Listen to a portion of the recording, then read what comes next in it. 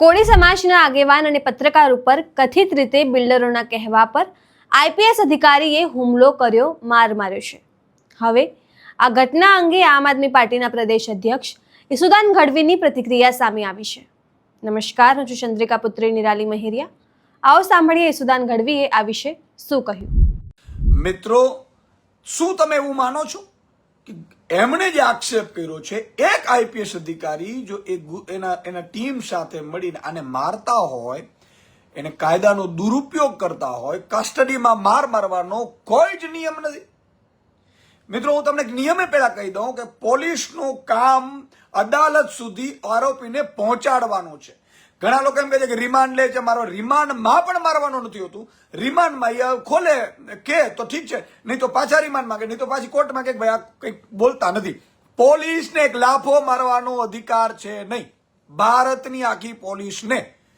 અને એટલા માટે હું કહું છું મિત્રો કે આ પત્રકાર હું જાણતો નથી પર્સનલી, મેં ખાલી વિડીયો જ જોયો છે, પણ મારું લોહી ઉકળી ઉઠ્યું એટલે મેં નક્કી કર્યું કે હું અડધો જ કલાકમાં ફેસબુક લાઈવ થઈને મારા મિત્રોને, મારા ગુજરાતીઓને સાચી હકીકત જણાવીશ.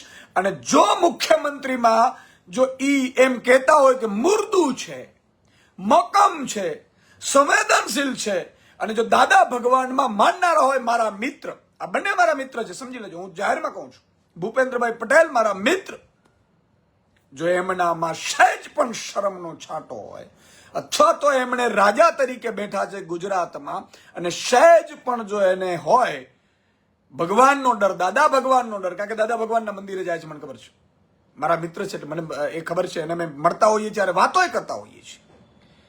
તો મિત્રો, હું મુખ્યમંત્રીને કહીશ કે તાત્કાલિક ધોરણે આઈપીએસ ની સામે એફઆઈઆર નોંધવામાં આવે, એની નિવૃત્ત ન્યાયાધીશની અધ્યક્ષતામાં તપાસ કરવામાં આવે, શીટની રચના કરીને તપાસ કરીને એફઆઈઆર નોંધી અને આનો વરઘોડો કાઢો. અને તમામ આઈપીએસ ને સૂચના આપવામાં આવે, ગુજરાતની જનતા એ ગુલામ નથી, તમારી ગુલામ નથી, તમારી માલિક છે. જેમ મુખ્યમંત્રી તમારો માલિક છે, ખરેખર મુખ્યમંત્રી માલિક નથી, ગૃહમંત્રી આ પોલીસનો માલિક નથી. તો વ્યવસ્થાના ભાગરૂપે આપણે ગૃહમંત્રીને પગાર આપીએ છીએ, મુખ્યમંત્રીને પગાર આપીએ, આઈપીએસઓને પગાર આપીએ છીએ, દરેક પોલીસને પગાર આપીએ છીએ. એ આપણા ટેક્સના પૈસામાંથી જાય છે, બજેટમાંથી જાય છે. મિત્રો, 4 લાખ કરોડનું બજેટ એમાંથી આમાં જાય છે. આ લોકોને કઈ મુખ્યમંત્રી, ગૃહમંત્રી કડિયા કામ કરીને આ લોકોને પગાર નથી ચૂકવતા. અને વિકૃત માનસિકતા જુઓ મિત્રો, આ અધિકારીએ એટલો બધો પાવરનો નશો, એને ખબર છે કે મુખ્યમંત્રી કાંઈ નહીં કે ગૃહમંત્રી કે ખબર નહીં એને કેવા સંબંધો છે એમની જોડે. આમને ગુદા ઉપર પેટ્રોલ છંટાવીને માર મરાવવો, એના ઉપર અત્યાચાર કરવો, એની એફઆઈઆર ન નોંધવી, એને હોસ્પિટલમાંથી રજા આપવા માટે ડોક્ટરો ઉપર દબાણ કરવું, આટલી નિમ્ન કક્ષાની એમણે જે કરી છે વિકૃતિ, એ ક્યારેય માફ કરી શકાય એમ નથી. અને એનાથી મોટી વાત, જો ગૃહમંત્રી અને મુખ્યમંત્રી જાણતા હોય, અને આને કેટલા દિવસો થયા એ મિત્રો મને ખબર નથી, જો 24 કલાક ઉપર પણ જો આ ઘટનાને વીતી ગયું, મુખ્યમંત્રી ગૃહમંત્રી હજી પણ જો આને આઈપીએસ ઉપર આઈપીએસ લખેલું હોય અને જેલમાં ન હોય, તો આનાથી નમાલા ગૃહમંત્રીને મારા મિત્રો મુખ્યમંત્રી નમાલા શાસકો મહેનત જોયા, પ્રજાવત્સલક શાસક ભગવાન રામે કીધું છે કે રઘુકુળ રીત સદા ચલી આઈ, પ્રાણ જાય પણ વચન ન જાય. સાહેબ, જ્યારે સત્તા ઉપર તમે બેસો ત્યારે તમારી જવાબદારી બનતી હોય છે. ઈશ્વરે તમને સત્તા ઉપર બેસાડ્યા છે, પ્રજાએ તમને સત્તા ઉપર બેસાડ્યા છે, માતાજી અને દાદા ભગવાને તમારા ઉપર વિશ્વાસ રાખીને સત્તા ઉપર બેસાડ્યા છે. એ સત્તાનો દુરુપયોગ ના કરવાનો. એ સત્તાનો જો દુરુપયોગ થાય તો મારા બાપુજી મિત્રો કહેતા હતા કે રાજેશ્રી, તપેશ્રી, રાજેશ્રી નરકેશ્રી. હું એમાં નથી માનતો કે એના પ્રૂફે નથી આપણી પાસે. જે તપસ્યા કરે છે એ રાજા બને છે, રાજા બન્યા પછી એ પાપ કરે છે, લોકોના નથી રહેતા, એ મોટા મોટા નેતાઓના, મોટા મોટા લોકોના દલાલો બની જાય છે, એટલે એ પાપ કરે છે, એટલે પાપ કર્યા પછી નરકમાં જાય છે.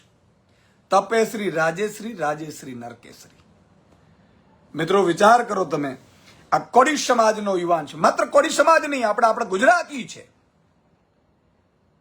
અને તમામ સમાજોના આગેવાનોને કહીશ કે તમારા મોઢા ખોલો, તમામ સંતો મહંતોને કહીશ કે તમારા મોઢા ખોલો, તમામ એવા આગેવાનોને કહીશ કે જે લોકો ભાજપની આરતી ઉતારે છે, ભાજપનું જરાક નામ આવે એટલે વાહવાઈ કરે છે, એ તમામને કહીશ કે તમારો અંતરાત્મા જગાડો. મિત્રો, આ અધિકારીએ અને માર માર્યો આમના કહેવાથી બિલ્ડરે જે કીધું હશે, બિલ્ડરે કેટલું ખોટું કર્યું, કેટલું આ અધિકારીને દલાલ બનાવ્યા હશે, કલ્પના કરો તમે, જો આમના આક્ષેપો સાચા હોય તો. હજી તપાસ કરીશું. અમારી ટીમ પણ રાજુભાઈ સોલંકીની ટીમ આખી ત્યાં રાજકોટ અત્યારે પહોંચી છે. આ યુવાનને મળવા પહોંચી છે, એમને ખાતરી આપવા પહોંચીશું કે કોઈએ ડરવાની જરૂર નથી. તમારા માટે જે કરવું પડે એ આમ આદમી પાર્ટી એક પક્ષ તરીકે તમારી પાર્ટી છે, અમે તો વ્યવસ્થાના ભાગરૂપે બેઠા છીએ. જે કરવું પડશે એ કરીશું. પણ આ આઈપીએસ નહીં, ગુજરાતના દરેક આઈપીએસમાં મેસેજ જવો જોઈએ, એવી કાર્યવાહી થવી જોઈએ. અને જો ન થાય તો ગૃહમંત્રી મુખ્યમંત્રીને કહી દઈશ કે જો તમારા પ્રજાના ન હો, માત્ર બિલ્ડરો કે માત્ર આઈપીએસની ચમચાગીરી તમારે જો કરવાની હોય તો તમારે સત્તા ઉપર રહેવાનો અધિકાર નથી, તમારે રાજીનામું આપી દેવું જોઈએ. તમે આ વિશે શું વિચારો છો? કમેન્ટ કરીને જણાવો. અત્યાર માટે બસ આટલું જ. સમાચારને લગતી વધુ અપડેટ્સ માટે અમારી વેબસાઇટ www.gujaratplus.in પર પણ માહિતી મેળવી શકો છો. ધન્યવાદ.